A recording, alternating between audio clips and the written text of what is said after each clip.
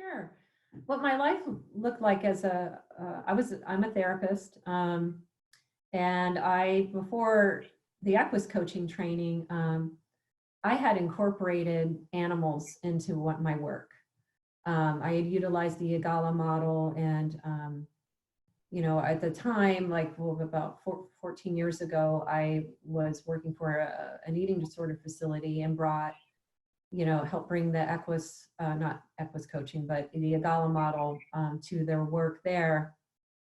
And it was a game changer, but more importantly than that, I use dogs in my practice. So I just saw the power that animals have to transport us away from fear and lack into love and abundance. And, love and abundance is where we learn and grow. So sometimes just their presence there. I mean, even if somebody wasn't in a session with any of the horses, just walking by them, it was wonderful to see that shift. But I felt like there was some limitations. So when I heard about your training, I was like, wow, I really want to try that, because I think it would open up some of the doors that I felt I didn't know how to open them. I just didn't have enough knowledge. And that's where you came in and opened them for me. And thank you.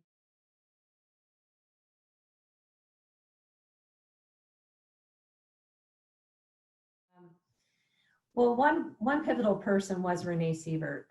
She connected me with you. I didn't even know you existed until her, and that was a beautiful thing. I had been practicing using the Igala method. I loved it. I utilized it. I ran, at an eating disorder facility,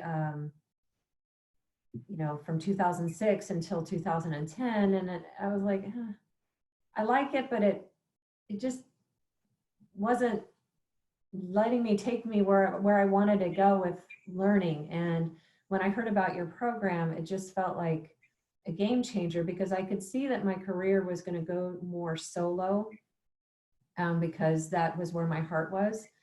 And your philosophy and your trainings taught me how to be a safe horse person, but also a wonderful coach at the same time. And I felt like the ceiling had lifted. There was more available to me using this work. And I have no moment of regret. It's been a game changer. I'm very pleased that I did the training.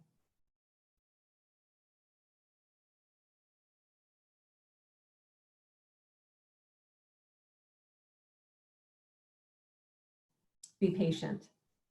I was so eager to learn everything that I missed a lot. And it eventually came around, but man, being present in this work when we're learning it is so valuable. And I've made up for it through the years, but being patient then would have allowed me so much more understanding and growth. I was so worried about being a coach rather than just being a human and showing up and learning, that I missed a few pivotal things that eventually came back. It reintegrated, but man, it would have been nice to have those beautiful, juicy, tasty moments to savor in that moment.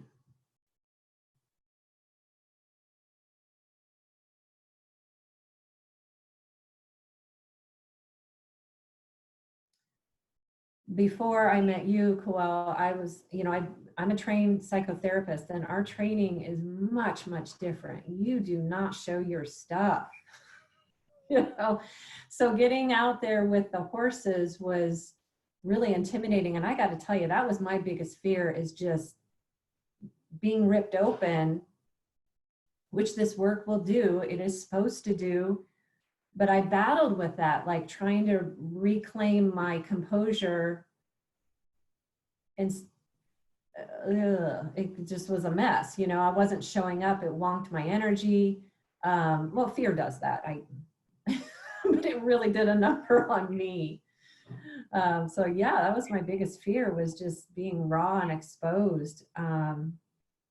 And what I've learned from that is that people appreciate and connect with me on such a deeper level, whether they are students learning or clients. It's okay.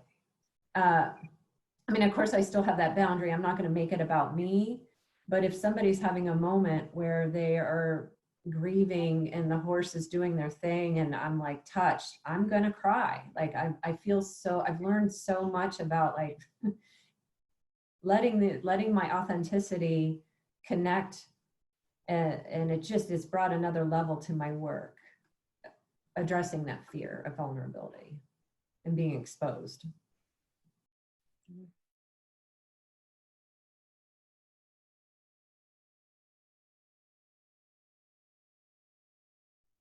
Wow. Several things, but in terms of my business, so much more willing to make mistakes. Like I didn't realize how much perfectionism I had going on. And, you know, just an example, just recently, I double booked somebody, and instead of going into this spiral, I was like, wow, you know, everything has a tendency to work out for you anyway. You know, make amends, own it. Picked up the phone immediately. I double booked. This is what happened. I showed up with authenticity and clarity, because when I don't, the messages from the horses have been pretty obvious. Like, you're lying. You're not being congruent. Your inner experience is not matching your outer experience. So I've learned to be more authentic. When I bumble through something, or I just have a serious brain fart, it happens, you know. Like, I'm sorry, I did not hear you, or I forget what you said. You know, those things I was not willing to do before my work with the horses. And it's like, you know what? I haven't had anybody go, oh. It's more like, oh yeah, well, let me, and it ends up working itself through, rather than, you know, back in the early years with my clinical training, while there was a lot of it I didn't like, one of my favorites was Carl Jung, and he had a quote that just resonated with me and the horses: and what we resist persists.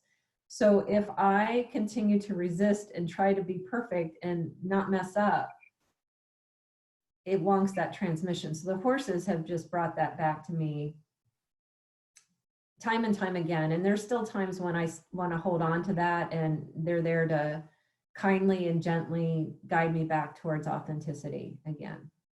And I'm so grateful, because I like myself a lot more, and I don't have the level of anxiety I used to.